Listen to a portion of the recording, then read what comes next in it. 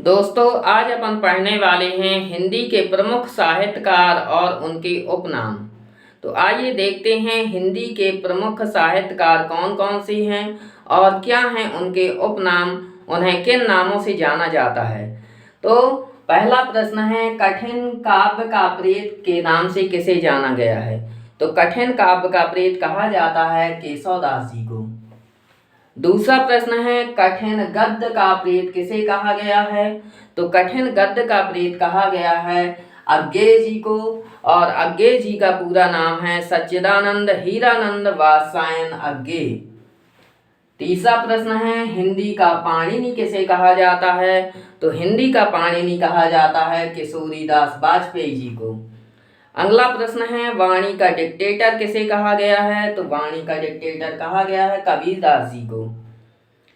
अगला प्रश्न है, आधुनिक कविता का सुमेरु किसे कहा जाता है। तो आधुनिक कविता का सुमेरु कहा गया है जयशंकर प्रसाद जी को। छठवां प्रश्न है, मानस के हंस के नाम से किस कवि को जाना गया है। तो मानस का हंस कहा जाता है तुलसीदास जी को।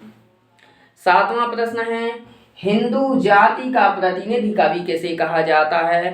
तो हिंदू जाति का प्रतिनिधि कवि कहा गया है कवि भूषण जी को, जो कि रीति काल के वीर रस के प्रमुख कवि हैं। आठवां प्रश्न है, हिंदी का एडिशन किसे कहा गया है। तो हिंदी का एडिशन कहा जाता है प्रताप नारायण मिश्र जी को। नौवां प्रश्न है, एक भारतीय आत्मा के नाम से किसे जाना गया है। तो एक भारतीय आत्मा के नाम से जाना जाता है माखनलाल चतुर्वेदी जी को। 10वां प्रश्न है, कलम का जादूगर किसे कहा गया है। तो कलम का जादूगर कहा गया है रामवृक्ष बैनीपुरी जी को। 11वां प्रश्न है, भाषा का जादूगर किसे कहा गया है। तो भाषा का जादूगर कहा गया है शिवपूजन सहाय को।